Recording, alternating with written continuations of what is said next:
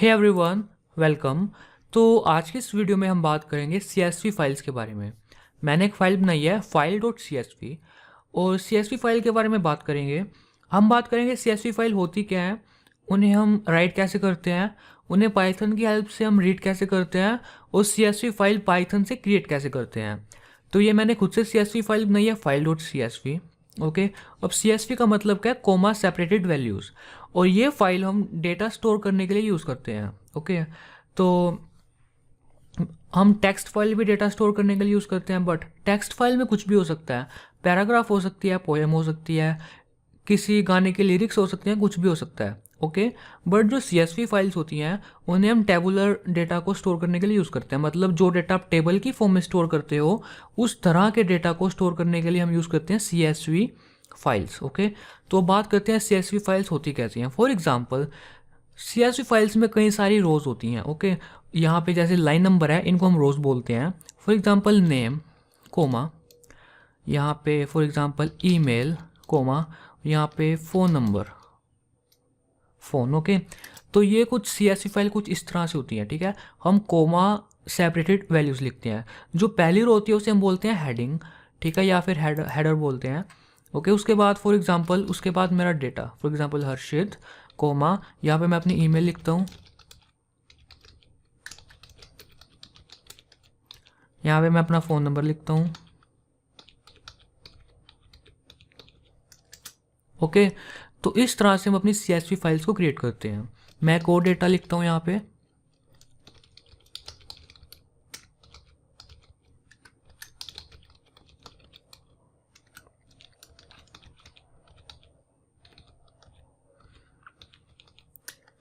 तो इस तरह की होती हैं कुछ CSV फाइल्स। अब यहाँ पे मैंने सेपरेट किया, किससे सेपरेट किया, कोमा से। बट यहाँ पे डेलीमीटर कुछ भी हो सकता है। यहाँ पे डेलीमीटर क्या है, कोमा। ठीक है, अभी यहाँ पे मैं फॉर एग्जांपल यहाँ पे मैं स्टार लगा सकता हूँ, पाइप लगा सकता हूँ, कोमा की जगह कुछ भी लगा सकता हूँ। बट मोस्ट कॉमन हम यूज़ करते हैं कोमास। ओके, इसीलिए इसका नाम पड़ा है कोमा सेपरेटेड वैल्यूज़। तो ये बात की CSV फाइल्स के बारे में। एक और बात गाइस, अभी आप नोटिस कर रहे होंगे यहाँ पे थोड़ा डिफरेंट कलर आ रहा है। ठीक है, यहाँ पे नेम, ईमेल और फ़ोन, तो ये अच्छी बात है। बट हो सकता है आपके VS कोड में ये डिफरेंट कलर ना शो रहा हो, तो इसके लिए मैंने एक्सटेंशन इंस्टॉल कर रखी है। इसका नाम था रेनबो CSV, नाम से एक्सटेंशन है। आप इसको डाल भी सकते हैं, नहीं भी डाल सकते, ये आपकी चॉइस है। ओके, बट ये एक्सटेंशन करेगी क्या, ये एक्सटेंशन आपकी CSV फाइल को कलर से CSV फाइल की वैल्यूज़ को कलर से सेपरेट करेगी ताकि आपको अच्छे से वैल्यूज़ दिखें। तो ये बात की CSV फाइल्स के बारे में। अब बात करते हैं पाइथन से इन CSV फाइल्स को हम रीड कैसे करेंगे। अब पाइथन से रीड करना है तो उसके लिए मेरे को एक फ़ाइल बनानी पड़ेगी जिसमें मैं कोडिंग करूँगा। ओके, तो यहाँ पे मैंने एक फ़ाइल बनाई हुई है read.csv.py। तो इसको मैं ओपन करता हूँ, लिखता हूँ कोड read.csv.py। तो पाइथन में CSV फाइल के साथ काम करने के लिए हम एक मॉड्यूल यूज़ करते हैं, CSV मॉड्यूल। और CSV मॉड्यूल के अंदर हमारे पास एक फंक्शन है, रीडर फंक्शन। तो हम मॉड्यूल कौन सा यूज़ करेंगे, CSV मॉड्यूल, और फंक्शन कौन सा यूज़ करेंगे, रीडर फंक्शन। तो हम इंपोर्ट करेंगे रीडर को फ्रॉम CSV इंपोर्ट रीडर। तो ये रीडर फंक्शन पहले से ही पाइथन में है CSV मॉड्यूल के अंदर। तो मॉड्यूल क्या होता है, मॉड्यूल एक पाइथन की फाइल होती है जिसमें काफ़ी सारी क्लासेस होती हैं, काफ़ी सारे फंक्शंस होते हैं। ओके, तो CSV फाइल को रीड करने के लिए हम यूज़ करेंगे रीडर फंक्शन, जो कि कहाँ पे है, CSV मॉड्यूल। मतलब एक फ़ाइल है पाइथन में csv.py, और उस फाइल के अंदर क्या है, एक मॉड्यूल है। CSV फाइल के अंदर क्या है, एक फंक्शन है रीडर। ओके, तो CSV फाइल को रीड करने के लिए या तो हम रीडर फंक्शन यूज़ कर सकते हैं या फिर हम यूज़ कर सकते हैं डिक्ट राइटर क्लास। तो डिक्ट राइटर के बारे में अभी हम बात नहीं करेंगे, अभी के लिए हम सिर्फ बात करेंगे रीडर फंक्शन की। ओके, तो अब रीडर फंक्शन को हम कैसे यूज़ करते हैं। तो सबसे पहले आपको करना क्या होगा, सबसे पहले वही काम करना है, विद ओपन, और उसके बाद आपकी फ़ाइल का नाम file.csv, उसके बाद आपको लिखना है यहाँ पे कौन से मोड में ओपन करनी है फाइल। उसके बाद एज एफ, ये किसकी तरह ट्रीट होगा, एफ ऑब्जेक्ट की तरह। उसके बाद आपको करना क्या है, उसके बाद मैं एक वेरिएबल बनाऊंगा CSV रीडर। ये CSV एक रीडर होगा, ओके। उसके बाद आप क्या कर सकते हैं, यहाँ पे रीडर नाम का फंक्शन यूज़ कर सकते हैं और इसमें आप पास कर सकते हैं f, अपनी फाइल के ऑब्जेक्ट को। अब यहाँ पे बात करते हैं CSV रीडर है क्या। ये CSV रीडर एक इटरेटर है। तो इटरेटर के साथ क्या कर सकते हैं हम, इटरेटर के साथ हम एक लूप चला सकते हैं। अभी फिलहाल मैं क्या करता हूँ, प्रिंट करता हूँ इस CSV रीडर को, देखता हूँ ये है क्या CSV रीडर, और मैं इसको रन करके देखता हूँ इस प्रोग्राम को।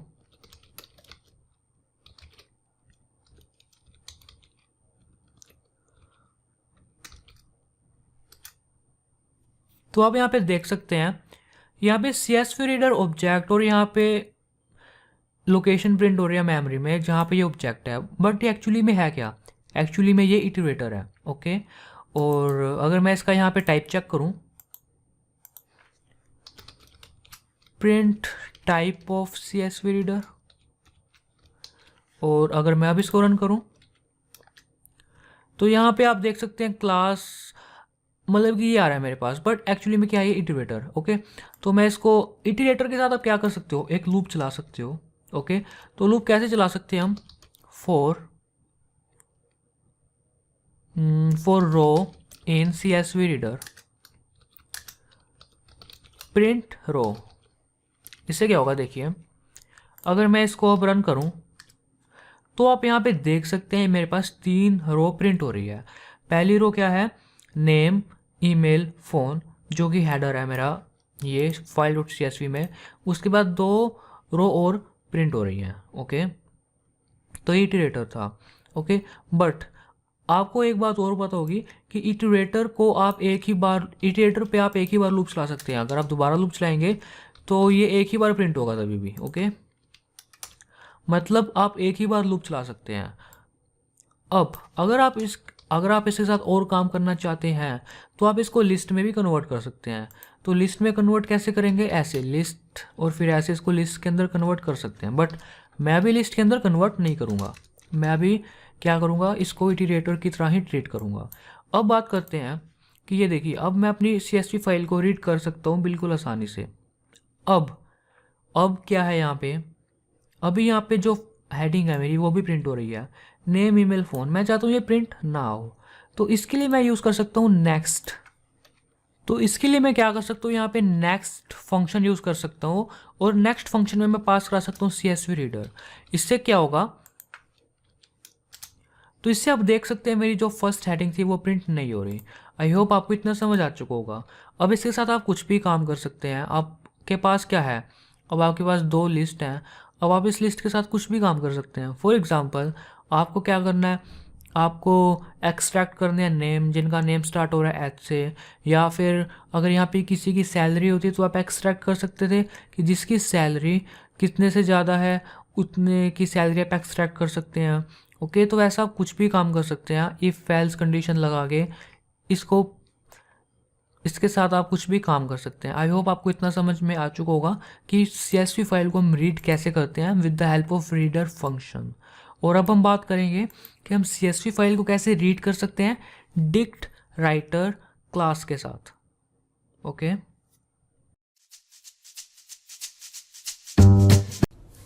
हे गाइस, वेलकम। तो आज की इस वीडियो में हम बात करेंगे कि हम CSV फाइल्स को कैसे रीड कर सकते हैं with the help of dict reader class, okay. तो चलिए देखते हैं कैसे रीड होगा। और एक और बात, जो हम डिक्ट रीडर से हम कैसे अपनी फाइल को रीड करेंगे एज अ डिक्शनरी, और नॉर्मल डिक्शनरी नहीं, ऑर्डर्ड डिक्शनरी, जो कि पाइथन में अलग से कलेक्शन है, ओके। तो देखते हैं एग्जाम्पल से समझते हैं कैसे होगा ये।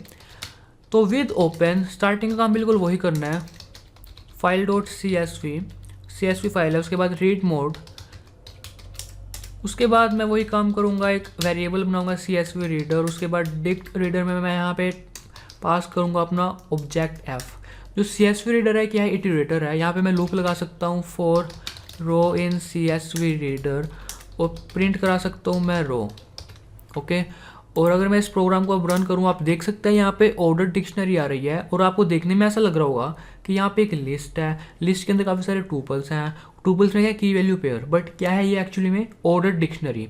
और नॉर्मल डिक्शनरी की तरह फॉर एग्जांपल आपको अपनी इस फाइल डॉट CSV में से सारे के सारे नेम्स प्रिंट कराने हैं, तो आप क्या करोगे, रो के बाद आप यहाँ पे लिखोगे स्क्वायर ब्रैकेट्स, और स्क्वायर ब्रैकेट्स के बाद आप यहाँ पे लिखोगे नेम, ठीक है। और अगर अब मैं इसको रन करूँगा तो मेरे पास नेम प्रिंट हो रहे हैं, ठीक है। यहाँ पे मैं ईमेल कुछ भी प्रिंट करा सकता हूँ, ईमेल, ओके। और अगर मैं अब रन करूँगा तो मेरे पास क्या हो रहा है, ईमेल प्रिंट। तो ऐसे आप अपने किसी भी डेटा को एक्सट्रैक्ट कर सकते हो फाइल डॉट CSV में से, और क्या यूज़ करके, डिक्ट रीडर। जो डिक्ट रीडर है ये बेटर है किससे, रीडर फंक्शन से। आई होप आपको इतना तो समझ आ चुका होगा। अब बात करते हैं, अब एक और बात करते हैं। अभी यहाँ पे जो मेरी CSV फाइल है, कोमा सेपरेटेड वैल्यूज़ हैं जो, ये किससे सेपरेट है, कोमा से। बट यहाँ पे डेलाइमीटर कुछ भी हो सकता है। फॉर एग्जाम्पल यहाँ पे मैं डेलाइमीटर चेंज करके कर देता हूँ पाइप, ओके।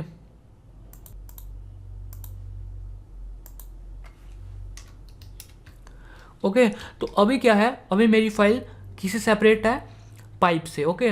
बट यहाँ पे अब मेरे पास एरर आएगी, देखते हैं, क्योंकि अभी कोमा सेपरेटेड वैल्यूज़ रही नहीं, ठीक है। तो क्या करना है आपको, जहाँ पे आपने f पास कराया है यहाँ पे आपको करना क्या है, यहाँ पे डेलाइमीटर भी पास कराना होगा। तो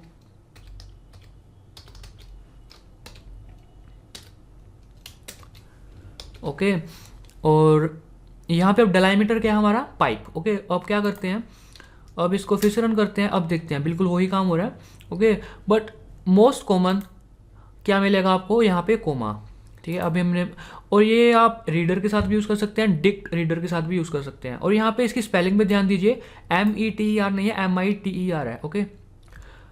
आई होप आपको इतना समझ आ चुका होगा। आई होप अगर आपको आगे से कभी CSV फाइल को रीड करना पड़ा तो आप कर लोगे आसानी से डिक्ट रीडर या रीडर को यूज़ करके। Hey guys, welcome. तो आज की इस वीडियो में हम बात करेंगे कि हम CSV फाइल में राइट कैसे कर सकते हैं। फॉर एग्जांपल मुझे इस तरह की CSV फाइल बनानी है, इसमें नेम्स हैं, कंट्रीज़ हैं, यहाँ पे नेम्स लिखे हैं, यहाँ पे कंट्रीज़ लिखी हैं, ओके। तो इस तरह की CSV फाइल बनाने के लिए आप दो चीज़ें यूज़ कर सकते हैं, पहली राइटर फंक्शन, उसके बाद डिक्ट या फिर डिक्ट राइटर, ओके। तो अब देखते हैं राइटर कैसे यूज़ करेंगे। तो मैंने राइटर को इंपोर्ट किया CSV मॉड्यूल में से। उसके बाद आपको वही काम करना है with open file dot, for example मैं लिखता हूँ यहाँ पे फाइल 3.csv, जो कि यहाँ पे है ही नहीं, मेरे फोल्डर में नहीं है। उसके बाद मैं यहाँ पे W मोड, यहाँ पे आप WA कोई भी मोड यूज़ कर सकते हैं। उसके बाद मैं यूज़ करूँगा राइटर, और राइटर में पास कराऊँगा F, जो कि मुझे रिटर्न में देगा एक ऑब्जेक्ट, और उस ऑब्जेक्ट को मैं एक वेरिएबल में स्टोर कराऊँगा, ओके, CSV राइटर। और इस ऑब्जेक्ट पे मैं दो मेथड यूज़ कर सकता हूँ राइट करने के लिए, ठीक है। वो दो मेथड्स कौन कौन से हैं, मेथड्स हैं, पहला मेथड है राइट रो और दूसरा मेथड है राइट रोज। तो पहले बात करते हैं राइट रो की, ओके। तो रो राइट करने के लिए हम क्या कैसे करेंगे, CSV writer dot write row, और राइट रो, उसके बाद यहाँ पे write row as the input लेगा एक लिस्ट, और लिस्ट में होंगी values, for example name comma countries. अगर मैं इतने को रन करूँगा, देखिए यहाँ पे एक फाइल 3.csv बन चुकी है, यहाँ पे नेम और कंट्रीज प्रिंट हो रहा है, ओके। कंट्री नहीं, कंट्री। यहाँ पे क्या करता हूँ मैं,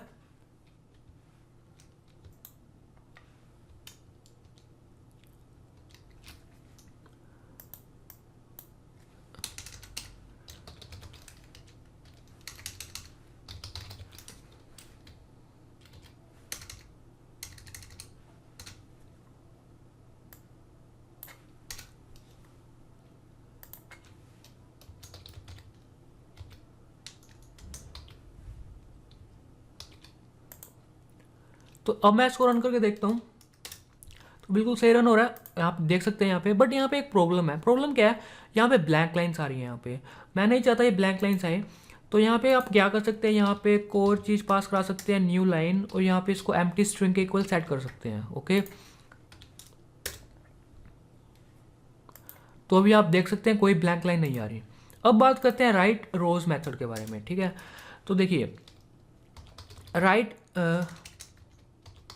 जो राइट रोज मेथड है वो एज अ इनपुट लेगा, वो एज अ इनपुट क्या लेगा, एज अ इनपुट लेगा वो एक लिस्ट, ठीक है। और उस लिस्ट में क्या होगी, एक और लिस्ट, दोबारा सुनिए, राइट रोज क्या लेगा, एक लिस्ट, और उस लिस्ट में होगी ये सारी लिस्ट।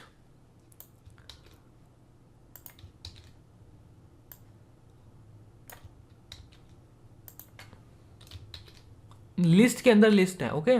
अगर आपने सिर्फ लिस्ट पास करा दी तो आपके पास एरर आएगा, ओके। तो यहां पे मैं लिखता हूं CSV राइटर डॉट राइट रोज, इसको मैं करता हूं कमेंट आउट, और अब देखते हैं इसको रन करके। तो बिल्कुल सही रन हो रहा है। आई होप आपको समझ आ चुका होगा कि दोनों मेथड यूज़ कर सकते हो आप। और इस मेथड में क्या याद रखना है आपको कि write rows method as a input लेगी अभी भी एक ही लिस्ट, बट उस लिस्ट में काफ़ी सारी लिस्ट होंगी, ओके। आई होप आपको इतना समझ आ चुका होगा कि हम कैसे CSV फाइल में राइट करते हैं। Hey guys, welcome.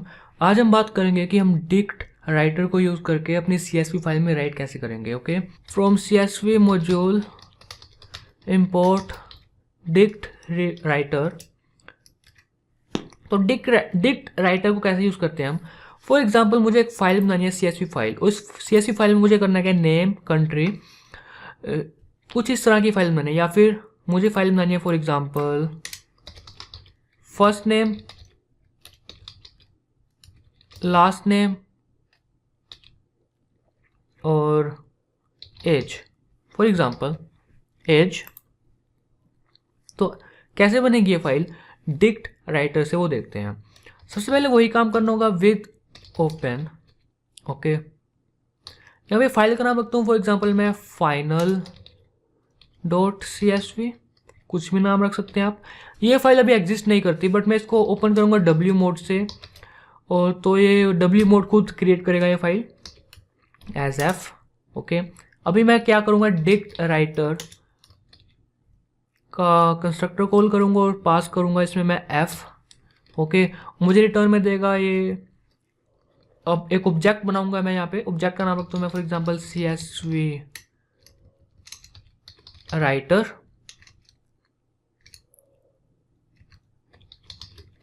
ओके। अब यहाँ पे एक बात आपको ध्यान रखनी है, जब भी आप डिक्ट राइटर यूज़ करोगे तो आपको साथ में ये बताना होगा कि जो आपकी CSV फाइल होगी उसमें आप ऊपर जो हेडर्स होंगे वो क्या होंगे, ठीक है। तो आपको हेडर्स भी स्पेसिफाई करने पड़ेंगे, ठीक है। तो जो कि काफ़ी सही बात है, नहीं तो हम कंफ्यूज होते हैं कि हेडर्स क्या है, ओके। तो अभी यहाँ पे आपको फील्ड नेम्स में आपको एक लिस्ट पास करानी होगी, ठीक है। और लिस्ट में क्या होगा, हेडर्स होंगे। फॉर एग्जांपल हमारी फाइल में हेडर्स होंगे first name comma last name comma age, तो ये हेडर्स होंगे, ओके। अब क्या करता हूँ मैं यहाँ पे, अब यहाँ पे एक मेरे पास मेथड है CSV राइटर का, ऑब्जेक्ट के पास एक मेथड है जिसका नाम है राइट हेडर। तो ये मेथड क्या करेगा, मेरे हेडर्स को राइट करेगा, ओके। तो अगर मैं इतने प्रोग्राम को रन करूँ तो यहाँ पे देख सकते हैं फाइनल CSV नाम की फाइल आ चुकी है। इसमें क्या है, first name last name age, इसने हेडर राइट कर दिए। हेडर राइट करने के बाद अब यहाँ पे रोज को राइट करने के लिए मेरे पास क्या है, दो मेथड है, एक है राइट रो और एक है राइट रोज। अब राइट रो की बात करते हैं, ओके। तो CSV writer dot write row method, ठीक है। तो write row method as a input लेगा एक dictionary, okay. As a input क्या लेगा, एक डिक्शनरी, और डिक्शनरी में मैं पास करूँगा की वैल्यू पेयर, ठीक है। फॉर एग्जांपल जो मेरे पास फर्स्ट पर्सन है उसका नेम है, फॉर एग्जांपल फर्स्ट नेम है उसका हर्षित, ओके। कॉमा डाल के जो उसका है लास्ट नेम है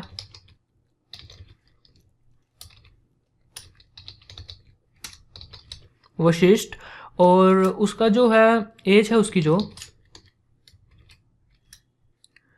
फॉर एग्जांपल उसकी एज है 500, ओके। अब मैं क्या करता हूँ, ऐसी ऐसी और रोज राइट करता हूँ।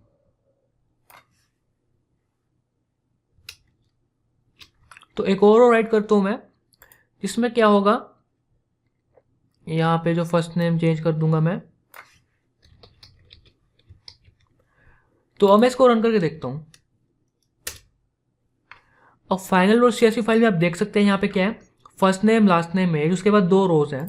ओके, तो अभी यहाँ पे क्या हो रहा है, ब्लैंक लाइन्स आ रही हैं। इसको हटाने के लिए आप वही काम कर सकते हैं, यहाँ पे न्यू लाइन एम्प्टी स्ट्रिंग। इससे क्या होगा, ब्लैंक लाइन्स नहीं आएंगी, ब्लैंक लाइन्स नहीं आ रही। और अब बात करते हैं राइट रोज की। ठीक है, ये तो राइट रो। अब राइट रोज की बात करते हैं। ठीक है, तो मैं इसको करता हूँ कमेंट आउट, या इसको भी कमेंट आउट नहीं करता। ठीक है, जो राइट रोज होगा देखिए क्या लेगा। जो राइट रोज में आप पास कराएंगे, क्या पास कराएंगे, आप पास करेंगे एक लिस्ट। ठीक है, और लिस्ट में क्या होंगी, डिक्शनरीज, डिक्ट। तो कुछ इस तरह काम करेगा राइट रोज। ओके, अब देखिए, अगर मैं यहाँ पे लगा दूंगा, अगर मैं यहाँ पे लिखूंगा राइट रोज, ठीक है, राइट रोज में मुझे पास क्या करानी है, एक लिस्ट। ठीक है, मैंने पास करा दी एक लिस्ट, और उस लिस्ट में क्या होंगे, काफी सारी डिक्शनरी, पहली डिक्शनरी, दूसरी डिक्शनरी, तीसरी डिक्शनरी। ओके, और इस डिक्शनरी में क्या होंगे, की वैल्यू पेयर। फॉर एग्जांपल, पहली की नेम, उसकी वैल्यू हर्षित। ठीक है, दूसरी की यहाँ पे फर्स्ट नेम आएगा। ठीक है, दूसरी की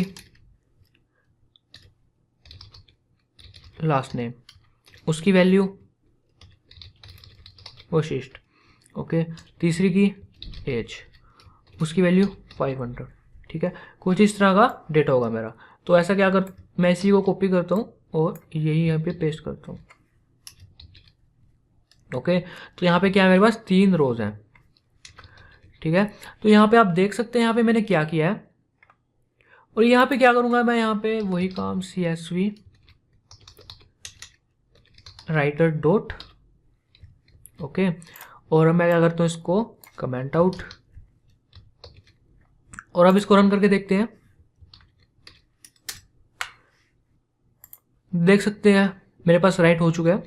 तो ऐसे आप कोई भी डेटा राइट कर सकते हैं। आने वाले टाइम में बढ़ेंगे वेब स्क्रैपिंग। वेब स्क्रैपिंग में आप वेब से डेटा को स्क्रैप करके अपने CSV फाइल में राइट कर सकते हैं, या फिर अगर आपने कोई भी डेटा राइट कर सकते हैं आप CSV फाइल में। ओके, और डिक्ट रोज डिक्ट राइट रोज में आप ये याद रखना कि लिस्ट के अंदर डिक्शनरी पास करनी है आपको। ओके, आई होप आपको इतना समझ आ चुका होगा, कोई मुश्किल काम नहीं था। और डिक्ट राइटर किससे अच्छा है, राइटर से, और डिक्ट रीडर किससे अच्छा है, रीडर से। ओके, आई होप आपको इतना समझ आ चुका होगा। Hey everyone, welcome. तो आज की इस वीडियो में हम बात करेंगे कि हम एक CSV फाइल से डेटा को रीड करके दूसरी CSV फाइल में डेटा को राइट कैसे करेंगे। फॉर एग्जांपल, आपके पास काफ़ी बड़ी CSV फाइल है जिसमें क्या है, जिसमें एम्प्लॉयज़ की डिटेल है, कितनी सैलरी है उनकी, first name last name age salary. Okay, तो आपको एक्सट्रैक्ट करना है कि वो एम्प्लॉयज़ जिनकी सैलरी अबव 1 लाख है, तो उनको एक्सट्रैक्ट करके आपको किसी और फाइल में राइट करना है। तो आप कैसे करोगे ये काम, ठीक है। तो उसके लिए आप क्या करोगे, एक CSV फाइल से रीड करोगे, दूसरी CSV फाइल में राइट करोगे। ओके, अभी आपको पता है कि रीड करने के लिए आप यूज़ कर सकते हो या तो रीडर, या फिर आप यूज़ कर सकते हो डिक्ट रीडर। ओके, और राइट करने के लिए क्या यूज़ कर सकते हो आप, या तो राइटर या फिर डिक्ट राइटर। तो आप कोई भी कॉम्बिनेशन यूज़ कर सकते हो, या तो आप रीडर से रीड करके राइटर से राइट कर सकते हो, या फिर आप रीडर से रीड करके डिक्ट राइटर से राइट कर सकते हो, या फिर आप डिक्ट रीडर से रीड करके राइटर से राइट कर सकते हो, या डिक्ट रीडर से रीड करके डिक्ट राइटर से राइट कर सकते हो। तो आप कोई भी कॉम्बिनेशन यूज़ कर सकते हो। ओके, तो मैं सबसे पहले फॉर एग्जांपल मैं यूज़ करता हूँ रीडर और डिक्ट राइटर, नहीं फॉर एग्जांपल मैं यूज़ करता हूँ dict reader.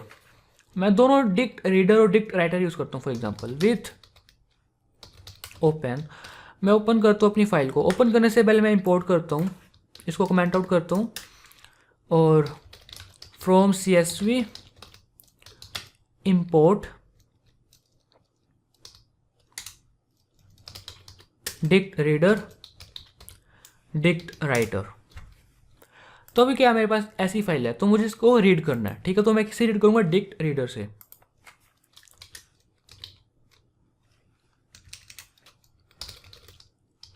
File dot C S V, इसको मैं ओपन करूंगा आर मोड से, ओके।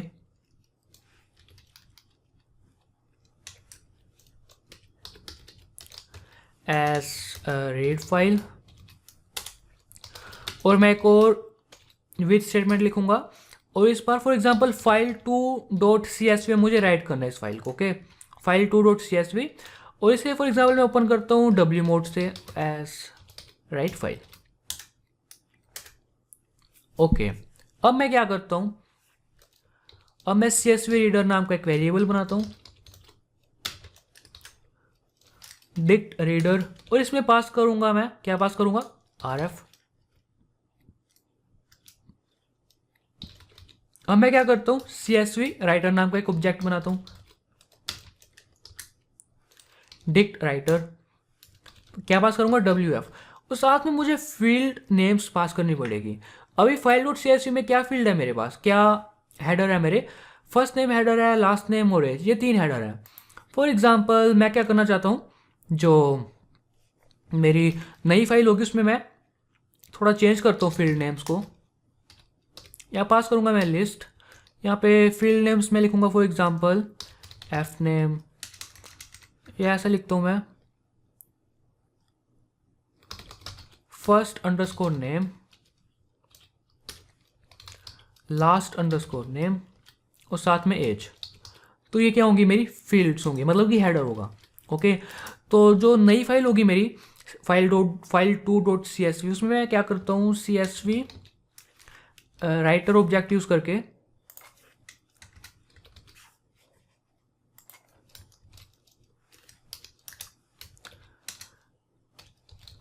मैं हेडर्स को राइट करता हूँ, इससे क्या होगा, हेडर राइट हो जाएंगे, ओके।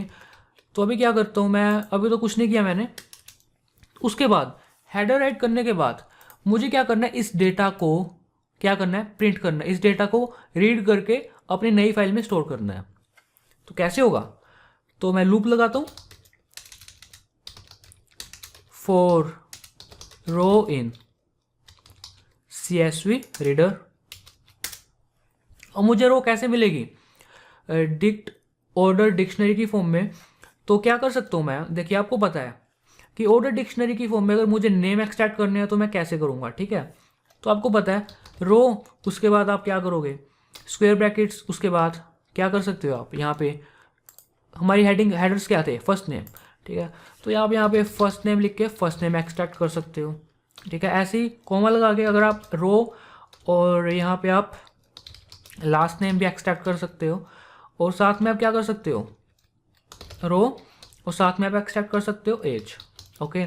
तो ये 3 चीज़ें आप एक्सट्रैक्ट कर सकते हो, और इन तीनों को आप क्या कर सकते हो, एक वेरिएबल, नए वेरिएबल में स्टोर कर सकते हो, F name, L name, age, okay. इतना समझ आ चुका होगा। आप ये डायरेक्ट भी कर सकते हैं, बट मैंने वेरिएबल बना लिया आपको समझाने के लिए, ओके। अब बात करते हैं, अब क्या करना है, मैं देखिए, अब मुझे जो नई फाइल होगी उसमें राइट करना है, ठीक है। राइट करने के लिए क्या यूज़ कर सकता हूँ मैं, राइट रो।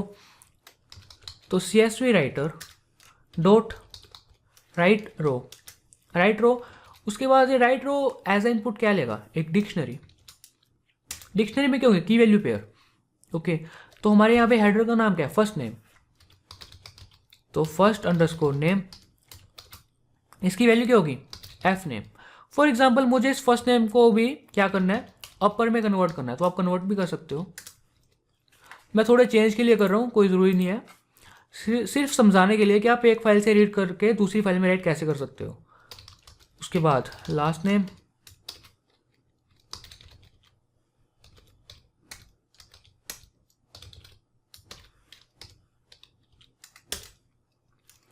उसके बाद एज, ओके। इतना काम हो गया। अब इसको रन करके देखते हैं। तो ये रन हो चुका, फाइल 2.csv बन चुकी है। और इसमें आप देख सकते हैं ये तीनों चीज़ें आ चुकी हैं, first name, last name, match. Okay,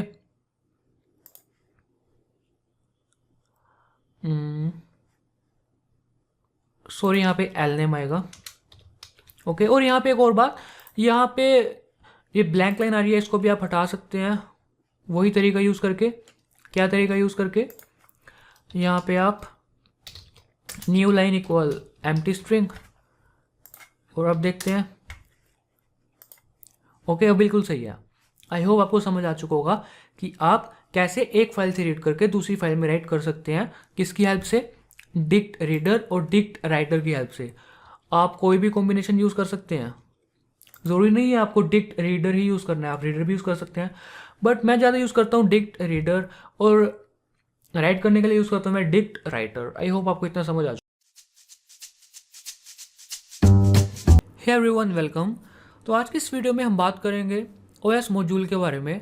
तो ओएस मॉड्यूल काफ़ी इंपॉर्टेंट, काफ़ी इंटरेस्टिंग मॉड्यूल है। इस मॉड्यूल से आप वो सारे काम कर सकते हैं जो आप अपने पीसी के साथ करते हैं। फॉर एग्जांपल, फाइल्स या फोल्डर के साथ काम करना, उन्हें मूव करना, उन्हें डिलीट करना, फाइल्स के एक्सटेंशन को चेक करना, तो ये सब काम आप ओएस मॉड्यूल के साथ कर सकते हैं। और जो हम एप्लीकेशन बनाएंगे आने वाली, वो हम ओएस मॉड्यूल के साथ ही बनाएंगे, और उसके बाद उसी एप्लीकेशन को हम जीयूआई एप्लीकेशन में कन्वर्ट करेंगे। ओके, तो सबसे पहले बात करते हैं ओएस मॉड्यूल की। तो ओएस मॉड्यूल को यूज़ करने के लिए आप इंपोर्ट करोगे ओएस, और सबसे पहले फंक्शन की बात करते हैं हम।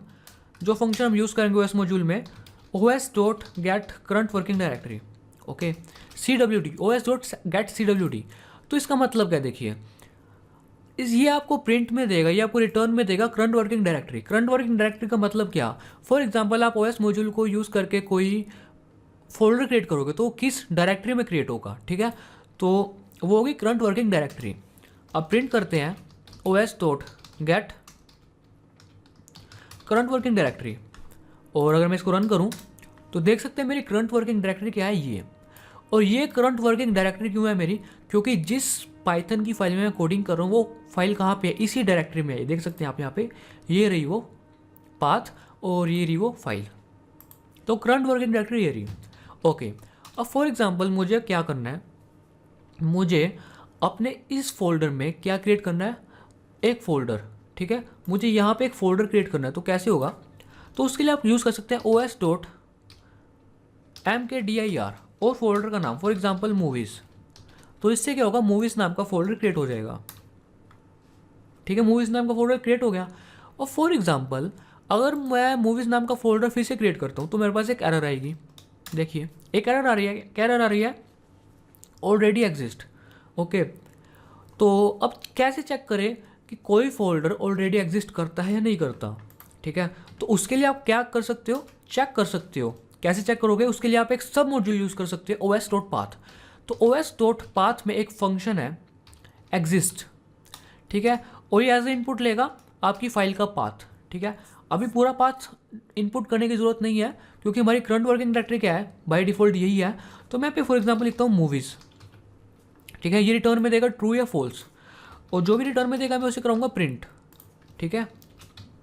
और तो ये देखिए ट्रू, मतलब ये ऑलरेडी एग्जिस्ट करता है। तो अगर आगे से आपको कभी भी फाइल्स या फोल्डर्स क्रिएट करने पड़े तो आप क्या करना, if OS dot path dot exist, उसमें अपनी फाइल का पाथ, यहाँ पे पूरा पाथ डालने की मुझे अभी ज़रूरत नहीं है। उसके बाद अगर ये ऑलरेडी एग्जिस्ट करता है तो आप सिंपली प्रिंट करा सकते हैं ऑलरेडी एग्जिस्ट। नहीं तो आप क्या कर सकते हो, OS डॉट MKDIR अपने फोल्डर का नाम। ओके, अब देखिए ऑलरेडी एग्जिस्ट मेरे पास प्रिंट हो रहा है, ठीक है। अब ये तो क्या फोल्डर कैसे क्रिएट करना है। अब बात आती है फाइल्स कैसे क्रिएट करनी है। अभी आपको बताया फाइल कैसे क्रिएट करते हैं। फाइल क्रिएट करने के कई तरीके हैं, बट सबसे अच्छा, सबसे आसान तरीका जो मैं यूज़ करता हूँ वो मैं यूज़ करता हूँ सिंपल ओपन फंक्शन, और उसमें मैं फाइल का नाम लिखता हूँ, for example file dot TXT। उसे मैं ओपन करता हूँ अपेंड मोड से, और उसके बाद मैं क्या करता हूँ, उसके बाद से क्लोज कर देता हूँ।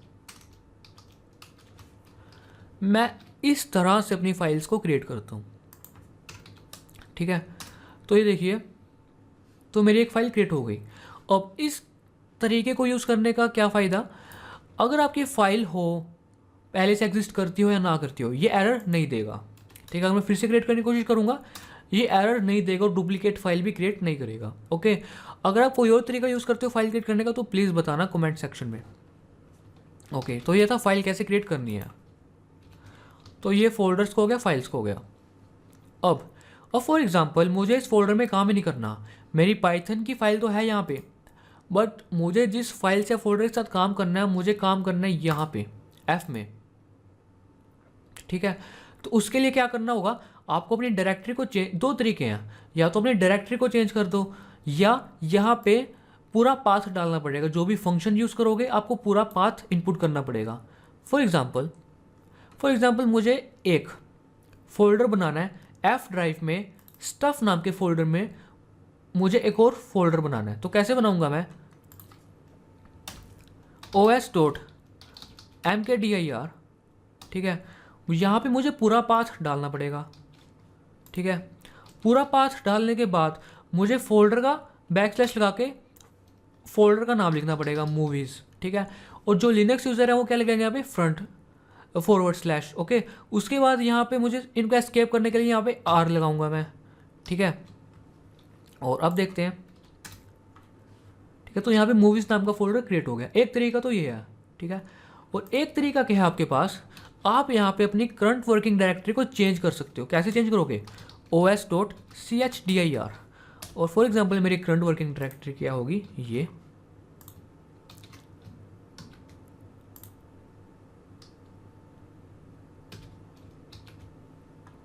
ओके, और अब देखते हैं। अब मेरे पास एरर आने वाली है क्योंकि मूवीज़ नाम का फोल्डर पहले से एग्जिस्ट करता है। सॉरी, मैंने कमेंट आउट कर दिया उस कोड को। तो मैं अगर अब रन करूँगा तो मेरे पास एक एरर आएगी क्योंकि ऑलरेडी एग्जिस्ट है। तो उसके लिए मैं क्या यूज़ कर सकता हूँ, यही वाला कोड अपना। अब एरर नहीं आएगी मेरे पास। Okay, already exist.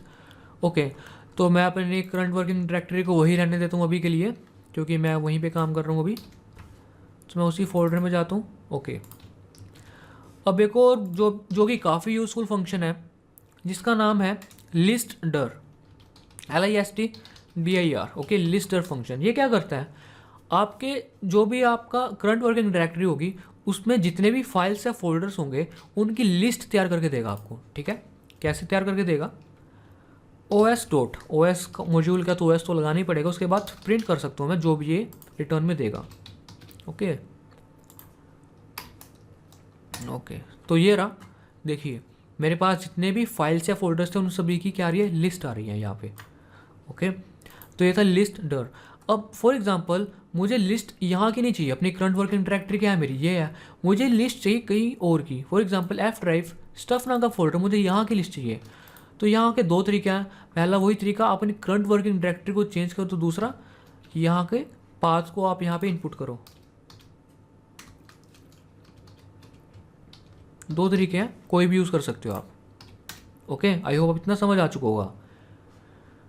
ओके, तो मैं पहले जैसा कोड कर देता हूँ।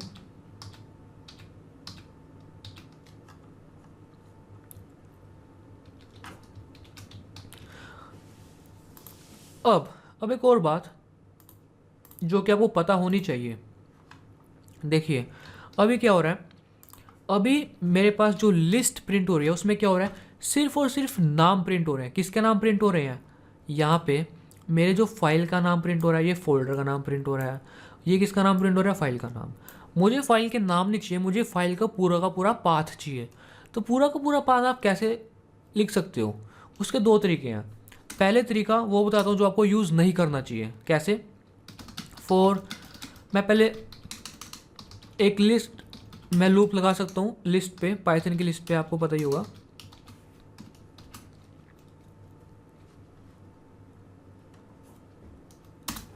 उसके बाद एक तरीका क्या है आपके पास, देखिए अगर आपको पाथ क्रिएट करना है तो आप क्या कर सकते हो, अभी फ़िलहाल का पाथ क्या आपका ये पाथ है जो कि करंट वर्किंग डायरेक्टरी है। ठीक है, ये है आपका पाथ अभी तो। ठीक है, ये आप पाथ कॉपी भी कर सकते हो और ये भी यूज़ कर सकते हो, os.get current working directory. For example मैं ये रहा आपका पाथ। ठीक है, आपका पाथ है ये। ठीक है, उसके बाद अगर आपको इस फाइल का पाथ बनाना है तो क्या करना पड़ेगा, देखिए ये, उसके बाद आपको किसके साथ कंकैटिनेट करना पड़ेगा, इसको प्लस प्लस, ठीक है। प्लस के बाद आपको करना क्या पड़ेगा, इसको इसको मैं स्ट्रिंग में लिखता हूँ पहले तो,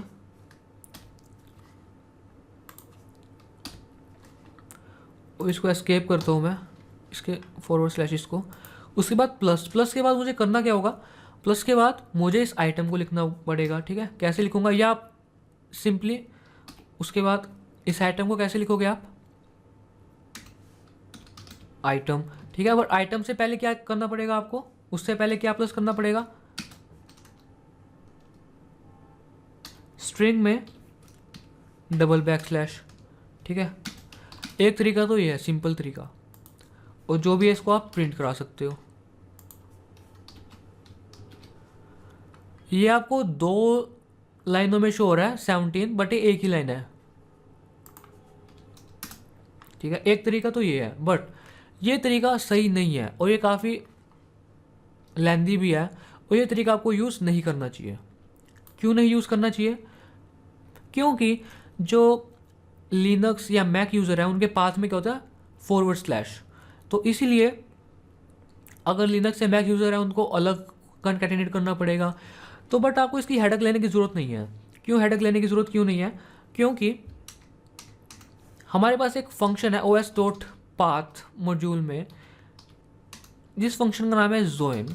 आप ज्वाइन कर सकते हो, किसको ज्वाइन कर सकते हो, 2 पाथ को, और नो इट डजेंट मैटर कि आपका ऑपरेटिंग सिस्टम क्या है, ठीक है। फॉर एग्जांपल अभी मुझे किन 2 पाथ को ज्वाइन करना है, इस पाथ को जो कि क्या है मेरी करंट वर्किंग डायरेक्टरी, मैं इसको भी कॉपी पेस्ट कर सकता हूँ, या फिर मैं क्या कर सकता हूँ, simply os.get current working directory, इसको यूज़ कर सकता हूँ। इसको मुझे किसके साथ ज्वाइन करना है, अपनी आइटम के साथ, ओके। आई होप आपको इतना समझ आ चुका होगा। और मैं क्या कर सकता हूँ, इसको जो भी आएगा, फॉर एग्जांपल पाथ, और इस पाथ को मैं क्या कर सकता हूँ, प्रिंट करा सकता हूँ।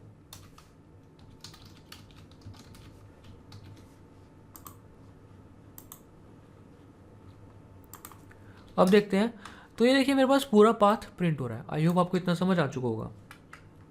और अगर मुझे ये पाथ कहाँ पे चाहिए, ये पाथ मुझे एफ ड्राइव में स्टफ नाम के इस फोल्डर के पास चाहिए, तो कैसे होगा, तो मैं सिंपली यहाँ पे या तो डायरेक्टरी चेंज कर सकता हूँ मैं। अगर डायरेक्टरी चेंज नहीं करनी तो आपको यहाँ पे पूरा पाथ डालना पड़ेगा।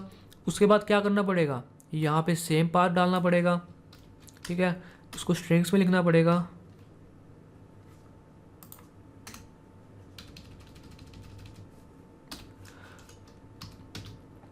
ओके। तो ऐसे आप पाथ को क्रिएट कर सकते हैं। आई होप आपको इतना समझ आ चुका होगा कि हम पाथ को कैसे क्रिएट करते हैं और लिस्टर का क्या काम है। Hey everyone, welcome back. तो आज की इस वीडियो में हम ओएस मॉड्यूल के ऊपर बात करेंगे। तो लास्ट वीडियो में भी हमने ओएस मॉड्यूल की बात की थी, बट आज हम कुछ और देखेंगे ओएस मॉड्यूल में जो हमने लास्ट वीडियो में नहीं देखा था। ओके, चलो देखते हैं। तो लास्ट वीडियो में हमने एक फंक्शन की बात की थी os.listdir। तो जो लिस्टर फंक्शन है क्या करता है, आपके लिए लिस्ट क्रिएट करता है फाइल्स या फोल्डर्स की। फॉर एग्जांपल अगर मेरे को इस पाथ पे जितनी भी फाइल्स हैं उनकी अगर लिस्ट चाहिए, जितनी भी फाइल्स या फोल्डर्स उनकी लिस्ट चाहिए, तो मैं क्या यूज़ करता हूँ, लिस्टर। तो अगर मैं इसको रन करूँगा तो मेरे पास लिस्ट आ रही है डॉक्यूमेंट्स और सॉन्ग्स। बट अभी क्या है, अभी आप देख सकते हैं डॉक्यूमेंट्स में भी कुछ फाइल्स हैं, कुछ फोल्डर्स भी हैं, उस फोल्डर में भी कुछ फाइल्स हैं। ऐसी क्या है, सॉन्ग्स नाम के फोल्डर में भी सॉन्ग्स हैं, ठीक है। अब मैं चाहता हूँ मुझे लिस्ट क्रिएट करनी है जितने भी फाइल्स या फोल्डर्स हैं उनकी, बट उसके अंदर जितनी फाइल्स या फोल्डर्स है उसकी, और उसके अगर जितने भी फोल्डर्स हैं यहाँ पे, जो उस फोल्डर के अंदर जितनी भी फाइल्स हैं उसकी मुझे पूरी डेप्थ तक लिस्ट क्रिएट करनी है सब चीज़ की। तो उसके लिए हम क्या करेंगे, काफ़ी इंपॉर्टेंट है, आप इसको रियल वर्ल्ड एप्लीकेशन में भी यूज़ कर सकते हो, और हम करेंगे यूज़, हम आने वाली एप्लीकेशन ओएस मॉड्यूल यूज़ करके ही बनाएंगे। तो कैसे करेंगे वो काम, ओके। सबसे पहले इसको कमेंट आउट करता हूँ, और इस काम को करने के लिए हम यूज़ करेंगे os.walk, और ये एज ए इनपुट लेगा आपकी फाइल का पाथ, या एक पाथ लेगा जहाँ पे आप कंप्लीट ये चीज़ करना चाहते हैं। तो यहाँ पे ये करने के बाद ये रिटर्न में देगा इटरेटर। तो यहाँ पे मैं क्या करता हूँ, इसको सबसे पहले इसको प्रिंट कराता हूँ, देखते हैं इसको प्रिंट कराते हैं, देखते हैं क्या होता है। जैसे हमने ये प्रिंट कराया था os.listdir, वैसे ही मैंने os.walk में क्या किया, एक पाथ पास किया और इसको प्रिंट कराया मैंने। देखते हैं क्या देता है प्रिंट में। ये देखिए जनरेटर ऑब्जेक्ट दे रहा है, मतलब आप इस पर लूप लगा सकते हो, ठीक है। बट ये एक बार में 3 चीज़ें यील्ड करेगा, मतलब अगर एक बार लूप चलेगी तो ये 3 चीज़ें देगा, ठीक है। उन चीज़ों की बात करेंगे। सबसे पहले मैं इसको एक वेरिएबल में स्टोर कर लेता हूँ। वेरिएबल का नाम रखता हूँ फॉर एग्जांपल फाइल ईटर रख देता हूँ फॉर एग्जांपल मैं, और इसका नाम आप कुछ भी रख सकते हैं XYZ। तो उसके बाद क्या करना है आपको, देखिए लूप लगानी है। और मैंने जैसा कि कहा कि एक बार लूप चलेगी तो ये 3 चीज़ें देगा, और वो 3 चीज़ें क्या क्या होंगी, एक होगा करंट पाथ, एक होगा फोल्डर नेम्स की पूरी लिस्ट, एक होगी फाइल नेम्स की पूरी लिस्ट, ओके। उसके बाद इन फाइल ईटर। अब मैं सिंपली क्या करता हूँ, प्रिंट कराता हूँ। मैं यहाँ पे यूज़ करता हूँ f स्ट्रिंग, प्रिंट कराता हूँ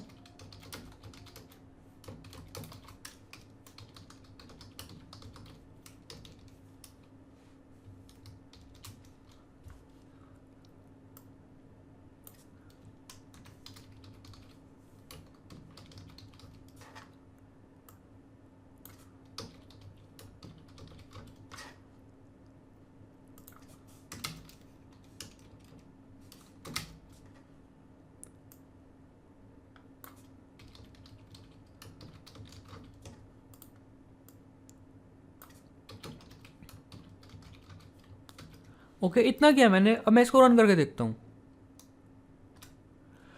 तो ये देखिए ऐसे आउटपुट आ रही है। अब इस आउटपुट को समझते हैं क्या है ये। देखिए सबसे पहले हमने जो पाथ पास किया था वो इसने चेक किया कि अब मैं कौन से पाथ पे चेक करूंगा कितनी फाइल्स या फोल्डर्स हैं। सबसे पहले इसने करंट पाथ दिया, ओके करंट पाथ ही है, मतलब ये अभी चेक कर रहे हैं यहाँ पे इस पाथ पे, ठीक है। तो इसने चेक किया इस पाथ पे कितने फोल्डर्स हैं, तो फोल्डर नेम्स, तो कितने फोल्डर्स हैं, 2 फोल्डर हैं, डॉक्यूमेंट्स और सॉन्ग्स। और कितनी फाइल्स हैं, फाइल्स अभी एक भी नहीं है, ठीक है। अब ये क्या करेगा, डेप्थ में जाएगा, किसकी डेप्थ में जाएगा, डॉक्यूमेंट्स नाम के फोल्डर पे, ठीक है। अब डॉक्यूमेंट्स के अंदर इसने चेक किया पाथ क्या है, तो पाथ तो आपको यही पाथ है, तो ये रहा पाथ, करंट पाथ। अभी कहाँ पे आए, करंट पाथ पे। उसके बाद यहाँ पे इसने चेक किया कितने फोल्डर्स हैं, यहाँ पे फिर से चेक किया न्यू डॉक्स, एक ही फोल्डर है, 2 फाइल्स हैं, ठीक है। उसके बाद ये किसकी डेप्थ में जाएगा, न्यू डॉक्स, मतलब कि डेप्थ फर्स्ट सर्च समझ सकते हैं आप इसको। उसके बाद यहाँ पे ये न्यू डॉक्स में क्या है, कितने फोल्डर्स हैं, फोल्डर एक भी नहीं है, फाइल्स कितनी है, 2 फाइल्स हैं यहाँ पे, ओके। उसके बाद यहाँ पे फिर से बैक जाएगा कहाँ पे, इस सॉन्ग्स नाम के फोल्डर पे, ठीक है। उसके बाद इस यहाँ पे जाके ये चेक करेगा कितने फोल्डर्स हैं, एक भी नहीं, कितनी फाइल्स हैं, 2। तो ऐसे आप कंप्लीट लिस्ट बना सकते हैं। आप कंप्लीट अपनी जो भी डायरेक्टरी है उस पर कंप्लीट वॉक कर सकते हैं, कि चेक कर सकते हैं कितनी फाइल्स हैं, फोल्डर्स हैं, और उनकी एक्सटेंशन क्या है, सब कुछ चेक कर सकते हैं आप। आई होप आपको इतना समझ आ चुका होगा। अब बात करते हैं अगर आपने किसी फोल्डर को डिलीट करना हो कैसे होगा, ठीक है। तो उसके लिए आप RMDIR यूज़ कर सकते हैं, बट इसमें कमी है। कमी क्या अभी पता लगेगी आपको। फॉर एग्जांपल मुझे सॉन्ग्स नाम का फोल्डर डिलीट करना है, ठीक है। तो यहाँ पे os.rmdir, तो सॉन्ग्स नाम का फोल्डर डिलीट करना है, तो यहाँ पे ये डिलीट होगा ही नहीं। अगर मैं इसको रन करूँ तो एक एरर आएगी, ठीक है। एरर क्या है, डायरेक्टरी इज़ नॉट एम्प्टी। इसका मतलब जो RMDIR फंक्शन है ये सिर्फ उन्हीं फोल्डर्स को डिलीट करेगा जो एम्प्टी है। और जिनको नहीं पता, डायरेक्टरी और फोल्डर एक ही बात है। और अगर मैं यहाँ पे कोई एक फोल्डर बना दूँ, empty folder, for example new नाम का, और यहाँ पे मैं पास करूँ न्यू, तो ये डिलीट हो जाएगा, ठीक है। तो ये न्यू नाम का फोल्डर डिलीट हो गया। तो अब बात आती है कि अगर हमें कोई ऐसा फोल्डर डिलीट करना हो जिसमें पहले कुछ आइटम्स हो, तो कैसे डिलीट होगा। तो उसकी बात अभी करते हैं। उससे पहले हम और बात करते हैं OS मॉड्यूल की। फॉर एग्जांपल आपने क्या करना है, एक फ़ोल्डर क्रिएट करना है, और उस फोल्डर के अंदर आपने एक और फोल्डर क्रिएट करना है। तो ये कैसे करोगे, ये आप एक ही स्टेप में कर सकते हो। देखते हैं कैसे। तो इसके लिए आप पहले हमने बात की थी mkdir, जो कि एक फ़ोल्डर क्रिएट करता है सिंपली। बट अगर आप मेक डर्स यूज़ करोगे, os.make डर्स, तो आप ये भी बता सकते हो कि आपने अगर फोल्डर के अंदर फोल्डर क्रिएट करना तो कैसे होगा। देखते हैं, फॉर एग्जांपल मेरे को एक फोल्डर क्रिएट करना है न्यू, और न्यू नाम के फोल्डर के अंदर मुझे एक और फोल्डर क्रिएट करना है मूवीज़। तो अगर मैं अभी इसको रन करूँगा तो देख सकते हैं न्यू नाम का फोल्डर, उसके अंदर एक और फोल्डर क्रिएट हो गया मूवीज़। आई होप आपको इतना समझ आ चुका होगा, और मुझे अभी इसका कोई काम नहीं है।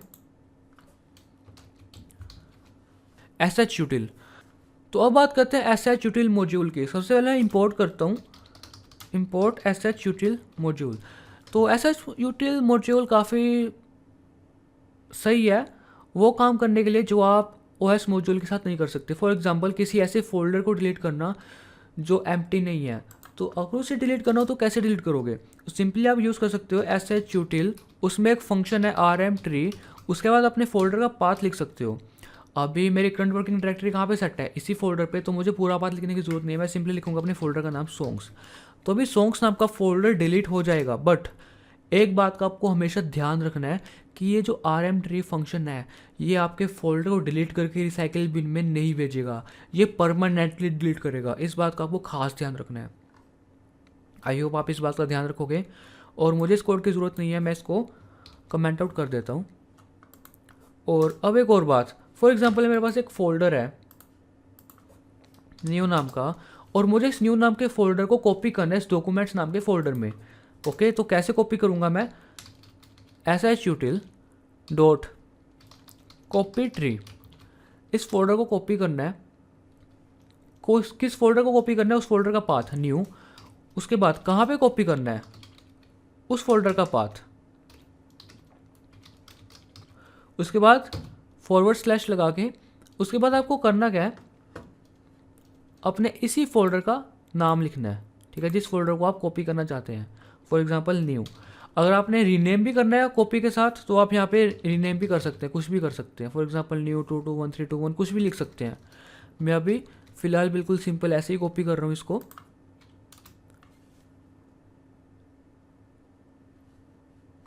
सॉरी, मैं इस लाइन को कमेंट आउट करता हूँ क्योंकि ये ऑलरेडी डिलीट हो चुकी है। तो मैं इसको फिर से रन करता हूँ, तो आप देख सकते हैं डॉक्यूमेंट्स में एक न्यू नाम का फोल्डर आ चुका है। ओके, और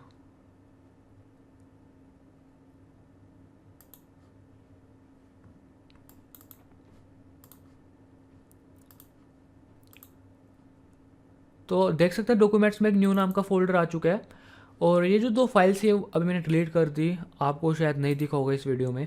ओके, और उसके बाद देखते हैं अगर आपने किसी फाइल को कॉपी करना है। फॉर एग्जांपल एक फाइल है मेरे पास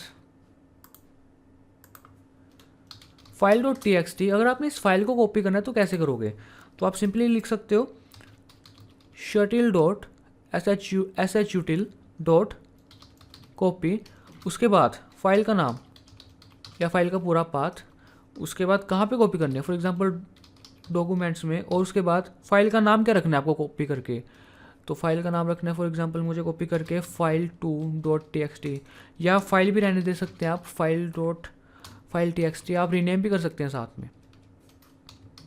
ओके, और अब देखते हैं ये फाइल कॉपी हो जाएगी।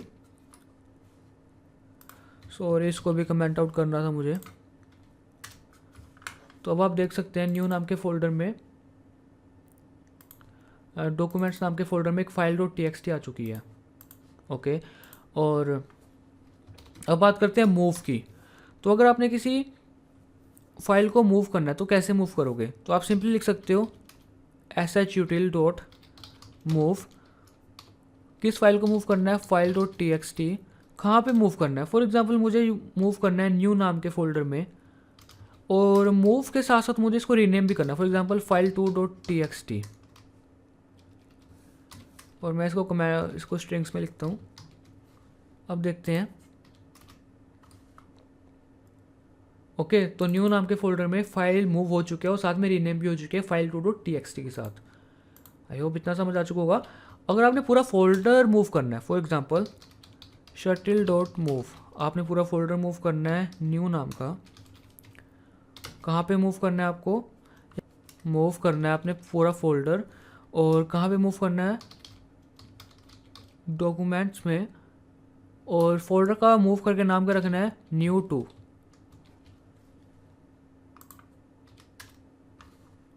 तो देख सकते हैं न्यू टू नाम का एक फोल्डर क्रिएट हो चुका है। आई होप आपको इतना समझ आ चुका होगा कि हमने ये काम कैसे किया।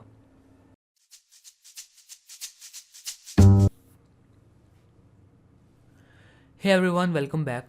तो आज के इस वीडियो में हम बात करेंगे कि हम इमेजेस को कैसे एडिट कर सकते हैं पाइथन की पिलो लाइब्रेरी को यूज़ करके। जो पिलो लाइब्रेरी है वो पाइथन की स्टैंडर्ड लाइब्रेरी का पार्ट नहीं है, तो इसलिए हम देखेंगे कि हम इसको इंस्टॉल कैसे करते हैं।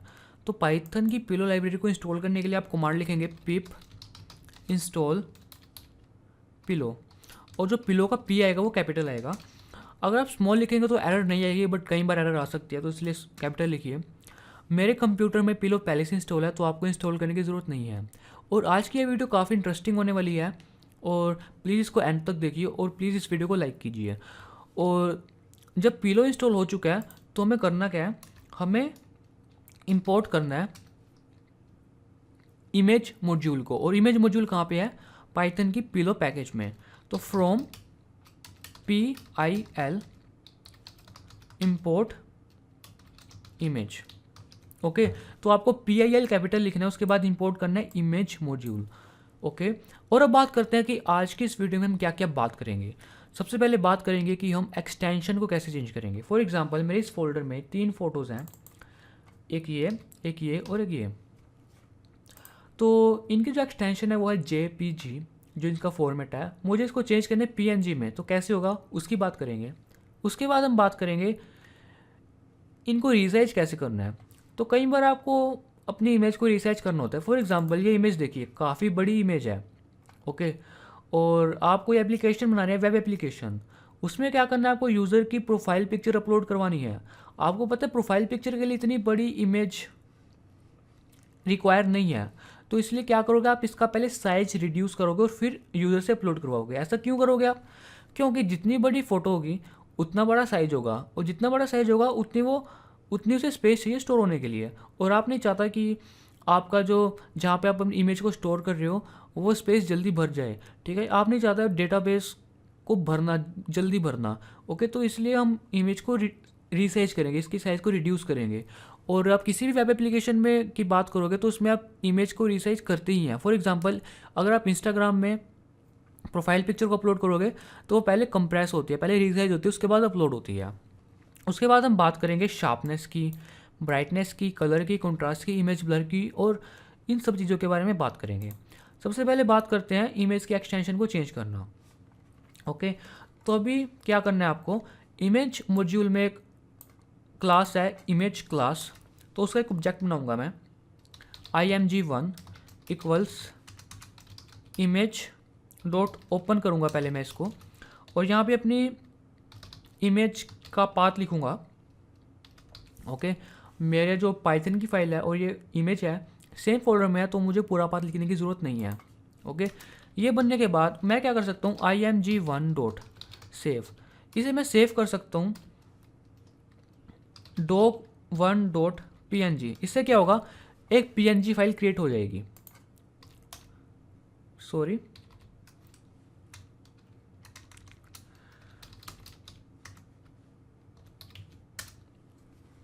तो आप यहाँ पे देख सकते हैं doc1 डॉट PNG नाम की एक फाइल क्रिएट हो चुकी है। ओके, और अगर मैं इसको देखते हैं, ये JPG ये PNG, इनमें कोई डिफरेंस नहीं है, बट एक्सटेंशन का डिफरेंस है। अगर आप PDF में कन्वर्ट करना चाहते हैं तो कर सकते हैं, आप .pdf लिख सकते हैं। उससे क्या होगा, एक PDF फाइल क्रिएट हो जाएगी। फॉर एग्जांपल ये देख सकते हैं आप, PDF फाइल क्रिएट हो चुकी है। ये PDF फाइल में आपकी क्या है, एक फ़ोटो। ओके, तो मैं डिलीट कर देता हूँ इन दोनों फाइल्स को जो नई क्रिएट हुई हैं, मुझे इनकी ज़रूरत नहीं है। ओके, और अगर आपने अपनी फ़ाइल को शो करना है, आपने सेव नहीं करना, सिर्फ और सिर्फ देखना है कि ये फाइल में चेंजेस होने के बाद कैसी दिख रही है, तो आप क्या कर सकते हैं, img1 dot save, sorry show, direct show कर सकते हैं आप। तो देख सकते हैं आप, देखिए शो हो रही है। यहाँ पे मेरे कंप्यूटर में ये शो कर रहा है, पिकासा शो कर रहा है। ठीक है, आपके कंप्यूटर में पेंट शो कर सकता है, या जो भी आपका डिफ़ॉल्ट व्यूअर होगा इमेज का वो शो करेगा आपकी फ़ाइल को। तो मैं इसको कमेंट आउट कर देता हूँ। और अब बात करते हैं अपनी फ़ाइल को, अपनी इमेज फाइल को रीसाइज कैसे करना है। ओके, फॉर एग्जांपल आपको एक थंबनेल चाहिए या आपको कोई इमेज चाहिए, जो आपको ज़्यादा बड़ी नहीं चाहिए, आपको चाहिए सिर्फ और सिर्फ 250 पिक्सल्स, ठीक है। तो कैसे बनाओगे वो इमेज? तो क्या कर सकते हो आप, एक वेरिएबल बना सकते हैं कोई भी, किसी भी नाम का। मैं वेरिएबल बना रहा हूँ मैक्स साइज। उसके बाद मैं क्या कर सकता हूँ, एक टूपल होगा ये। उसके बाद मैं यहाँ सेट करूँगा 250, 250। उसके बाद मैं क्या करूँगा, img1 जो ऑब्जेक्ट बनाया था मैंने, उस पर एक मेथड कॉल करूँगा थंबनेल। और थंबनेल मेथड कॉल करके मैं क्या करूँगा, यहाँ पे पास करूँगा मैक्स साइज। और उसके बाद मैं क्या करूँगा, img1 डॉट, इसको सेव करूँगा मैं, dog1 स्मॉल डॉट jpg। इसको रन करते हैं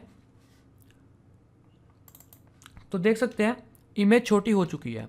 आई होप आपको इतना समझ आ चुका हो कैसे मैंने उसको रीसाइज किया।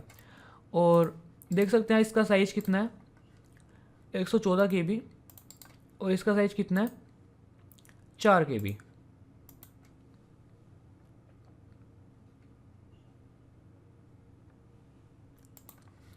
ओके, तो अब बात करते हैं कि आपने बहुत सारी इमेज को रीसाइज करना है या कन्वर्ट करना है, ठीक है।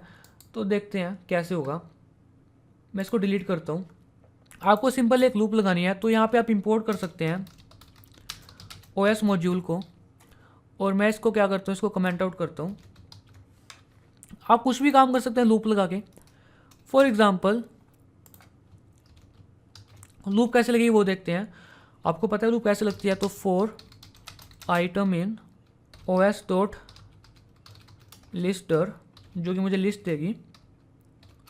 उसके बाद मुझे करना क्या है, देखिए मुझे उन सभी फॉर एग्जांपल जितने भी JPG है मुझे यानी PNG में कन्वर्ट करना है। तो कैसे होगा देखिए, तो मैं एक इफ़ कंडीशन लगा सकता हूँ, if item dot ends with dot JPG। अगर वो JPG से उसका एंड हो रहा है फाइल का, तो मैं क्या करूँगा देखिए। तो पहले तो मैं ये काम करूँगा, एक ऑब्जेक्ट बनाऊँगा।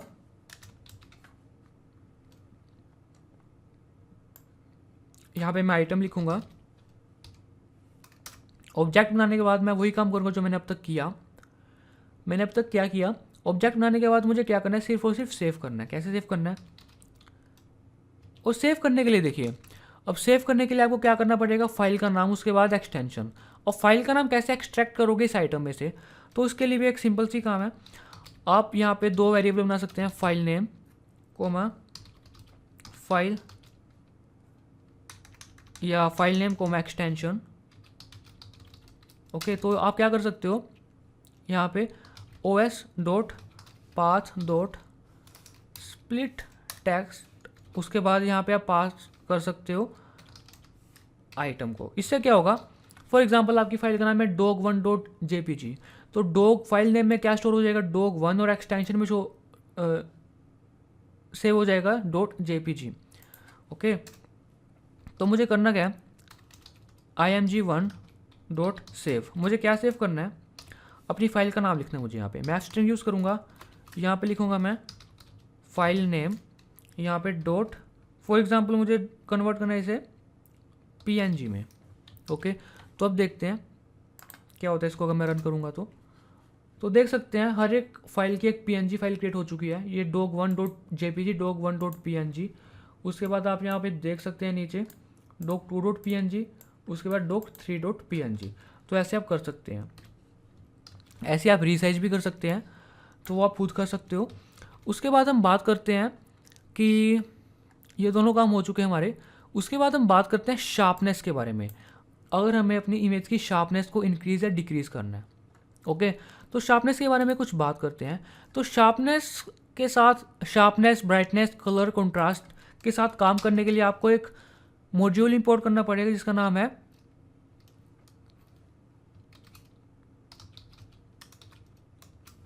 Image enhance. उसके बाद आप इस मॉड्यूल को यूज़ कर सकते हो, ठीक है। तो कैसे यूज़ करोगे इस मॉड्यूल को, देखिए सबसे पहले इसका एक ऑब्जेक्ट बनाऊंगा।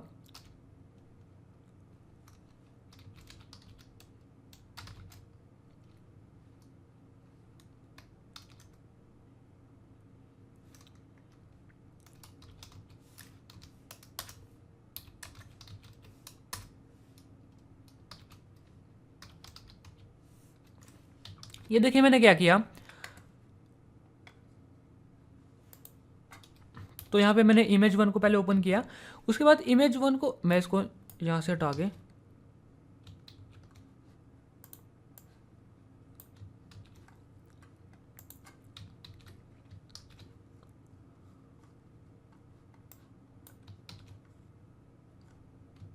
सबसे पहले तो मैंने वही काम किया। उसके बाद देखिए यहाँ पे मैंने क्या किया, यहाँ पे मैंने वही काम किया, पहले इमेज का एक ऑब्जेक्ट बनाया। उसके बाद मैंने क्या किया, इस शार्पनेस क्या है, शार्पनेस एक क्लास है, इमेज एनहांस एक मॉड्यूल है, इस मॉड्यूल में क्लास है शार्पनेस, जिससे आप अपनी इमेज की शार्पनेस के साथ काम कर सकते हो। और इस शार्पनेस क्लास का मैंने क्या किया, एक ऑब्जेक्ट बनाया इन्हांसर। तो इन्हांसर क्या करेगा देखिए, अब इन्हांसर ऑब्जेक्ट के साथ मैं क्या कर सकता हूँ, एक मेथड यूज़ कर सकता हूँ एनहांस। और enhance method as a input क्या लेगा, एज अ इनपुट या नंबर लेगा, वो नंबर क्या होगा, शार्पनेस से वो नंबर डिसाइड करेगा हमारी इमेज की शार्पनेस क्या होगी। अब देखते हैं क्या काम होगा। देखिए यहाँ पे ये नंबर लेगा तो 0 या ले सकता है 1 ले सकता है या 1.5 1.2 2 कुछ भी ले सकता है। इसका मतलब समझते हैं। देखिए अगर आप यहाँ पे 0 पास करोगे तो 0 का मतलब होगा जो आपकी इमेज होगी वो ब्लरी इमेज होगी, मतलब कि शार्पनेस बिल्कुल 0 होगी इमेज की। अगर आप 1 पास करोगे तो आपकी क्या होगी, ओरिजिनल इमेज। ओके, अगर आप यहाँ पे क्या पास करोगे, 2 पास करोगे तो आपको इमेज विद इंक्रीज्ड शार्पनेस, तो आपको कुछ ऐसा मिलेगा। उसके बाद आपको क्या मिलेगा, उसके बाद अगर आप 3 पास करोगे तो शार्पनेस और इंक्रीज हो जाएगी, 4 पास करोगे तो और इंक्रीज हो जाएगी। ठीक है, फॉर एग्जाम्पल मैंने पास करते यहाँ पे, फॉर एग्जाम्पल 0 से स्टार्ट करते हैं, 0 पास कर दी तो आपकी इमेज ब्लरी हो जाएगी। तो मैं इसको सेव करता हूँ, डॉट सेव, और सेव करके मैं नाम रखता हूँ इसका, for example dog1 edited .jpg। Okay, और मैं इसको रन करता हूँ। देख सकते हैं dog1 edited नाम की एक फ़ोटो आ चुकी है। देख अब कंपेयर करते हैं दोनों फोटो को। ये पहली फ़ोटो जो एडिट नहीं हुई और ये फ़ोटो जो एडिट हो चुकी है, आप देख सकते हैं ये ब्लरी नहीं है। जब मैंने शार्पनेस 0 करी थी थोड़ी ब्लरी हो चुकी है। ठीक है, अगर मैं यहाँ पे 1 पास करूँगा तो मेरे पास एक ओरिजिनल इमेज आ जाएगी। ओके, तो देख सकते हैं आप, तो ये और ये इमेज ओरिजिनल इमेज है बिल्कुल। ओके, अगर मैं 2 पास करूँगा तो शार्पनेस इंक्रीज हो जाएगी। देखते हैं 2 पास करते हैं और अब देखते हैं शार्पनेस इंक्रीज होती है या नहीं होती। तो आप देख सकते हैं शार्पनेस इंक्रीज हो चुकी है। अगर आपको नहीं दिख रहा शायद तो आप अपनी इस वीडियो की क्वालिटी को इंक्रीज़ कीजिए, आपको दिखेगा शार्पनेस इंक्रीज हो चुकी है। ओके, अगर मैं शार्पनेस को फॉर एग्जांपल यहाँ पे 2 से हटा के कर दूँ मैं 5 फॉर एग्जांपल, अब आप देखना शार्पनेस कितनी इंक्रीज हो जाएगी इस फोटो की। तो आप देख सकते हैं शार्पनेस कितनी इंक्रीज हो चुकी है। ओके, अब ये थी शार्पनेस क्लास। ठीक है, अब शार्पनेस के साथ शार्पनेस जैसी आपके पास क्लास है कलर क्लास, तो मैं इसको यहाँ से हटा देता हूँ। यहाँ पे मैं इसको कॉपी करके इसको कमेंट आउट करता हूँ। और अब बात करते हैं हम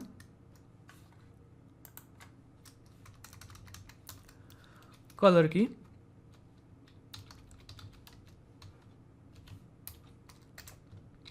तो कलर करने के लिए आपको सिर्फ क्या करना है, यहाँ पे कलर के साथ काम करने के लिए यहाँ पे सिर्फ लिखना है कलर। ओके, कलर लिखना है सिर्फ और सिर्फ। उसके बाद यहाँ पे भी कुछ वैल्यूज़ हैं। अगर आप यहाँ पे 0 पास करोगे, अब जब आपने कलर क्लास यूज़ करनी है तो 0 पास करोगे तो आपकी जो इमेज होगी जो ब्लैक एंड वाइट हो जाएगी। देखते हैं,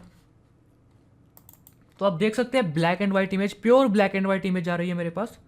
ओके, अगर आप 1 पास करोगे तो आपके पास वही होगा, ओरिजिनल इमेज आ जाएगी। अगर आप 2 पास करोगे तो कलर इंक्रीज हो जाएंगे, कलर और एक्स्ट्रा ऐड हो जाएंगे इसमें। देखते हैं, तो आप देख सकते हैं पहले ऐसी थी फोटो, अब ऐसी हो चुकी है। तो कितना डिफरेंस है आप देख सकते हैं। ऐसे कलर के साथ आप काम कर सकते हैं। ठीक है, और कलर के साथ साथ अब बात करते हैं हम ब्राइटनेस की।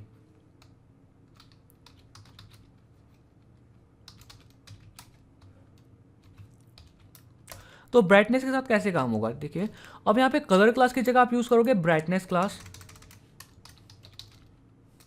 ओके, ब्राइटनेस में क्या है, अगर आप 0 पास करोगे तो आपको बिल्कुल ब्लैक फोटो देखने को मिलेगी।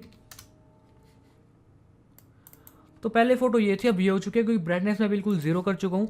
अगर आप ब्राइटनेस 1 पास करोगे तो बिल्कुल ओरिजिनल फ़ोटो देखने को मिलेगी, जैसे पहले थी बिल्कुल वैसी। अगर आप यहाँ पे फॉर एग्जांपल 3 पास करते हो तो ब्राइटनेस इंक्रीज़ हो जाएगी। ओके, तो ब्राइटनेस देख सकते हैं आप कितनी इंक्रीज़ हो चुकी है, पहले ऐसी थी फ़ोटो, अब ऐसी हो चुकी है। और कई लोग सोच रहे होंगे कि हम बीच के नंबर पास कर सकते हैं। फॉर एग्जांपल मुझे पास करना है यहाँ पे 1.5, मुझे थोड़ी सी ब्राइटनेस इंक्रीज़ करनी है सिर्फ, तो हाँ जी आप बिल्कुल ऐसा कर सकते हैं। तो पहले फ़ोटो ऐसे थी, अब ऐसी हो चुकी है, तो ऐसे आप ब्राइटनेस के साथ भी काम कर सकते हैं। ये था ब्राइटनेस। तो अब बात करते हैं कॉन्ट्रास्ट के बारे में। तो कॉन्ट्रास्ट के साथ भी बिल्कुल वैसे ही काम कर सकते हैं आप। तो यहाँ पे आपको करना है क्या, यहाँ पे कौन सी क्लास यूज़ करनी है, कॉन्ट्रास्ट क्लास यूज़ करनी है।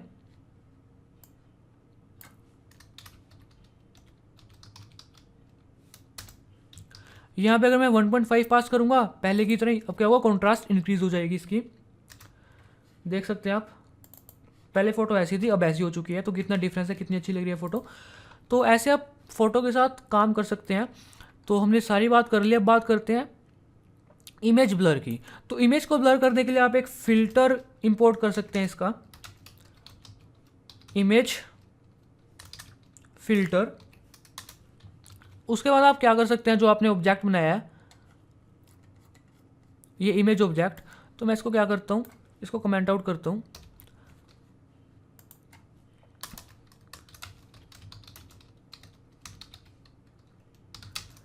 तो इमेज ब्लर करने के लिए आप यूज़ कर सकते हो ये गॉसियन ब्लर क्लास।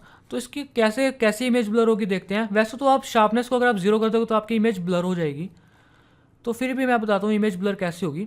तो इमेज को ब्लर करने के लिए आप क्या करेंगे, img1 जो कि आपका ऑब्जेक्ट था डॉट फिल्टर, और एज ए इनपुट आप इसमें पास करोगे image filter dot Gaussian blur. Okay, इतना करने के बाद मैं क्या करता हूँ, इसको इमेज को सेव करता हूँ, और मैं इसको सेव करता हूँ फॉर एग्जांपल फाइनल नहीं dog1 एडिटेड डॉट, मैं फॉर एग्जांपल इसको जेपीजी पहले से dog1 एडिटेड डॉट जेपीजी, मैं इसको पीएनजी में सेव करता हूँ। ओके, और मैं क्या करता हूँ, इस प्रोग्राम को रन करता हूँ। तो आप देख सकते हैं एक पीएनजी इमेज आ चुकी है, और आप देख सकते हैं ये इमेज, पहले वाली इमेज और ये वाली इमेज, ये इमेज थोड़ी ब्लर है compare to this image. Okay, तो अगर मैं क्या करूँ, इसको भी मैं क्या करता हूँ जेपीजी में ही सेव करता हूँ ताकि आपको डिफरेंस अच्छे से क्लियर हो। और यहाँ पे क्या कर सकते हैं आप, बाय डिफ़ॉल्ट जो रेडियस है यहाँ पे वो है 2, बट यहाँ पे मैं रेडियस को फॉर एग्जांपल कर सकता हूँ 4। ओके, और मैं इसको थोड़ा बड़ा भी कर सकता हूँ। ये एक ही लाइन है, 51 लाइन, देख सकते हैं आप, एक ही लाइन है, 2 लाइन नहीं है। और अगर मैं अब इसको रन करूँगा तो आप देख सकते हैं ये इमेज थी और मैंने इसे ब्लर किया तो ये ऐसी हो गई। आई होप आपको समझ आ चुका होगा कि हम इमेज को ब्लर कैसे कर सकते हैं।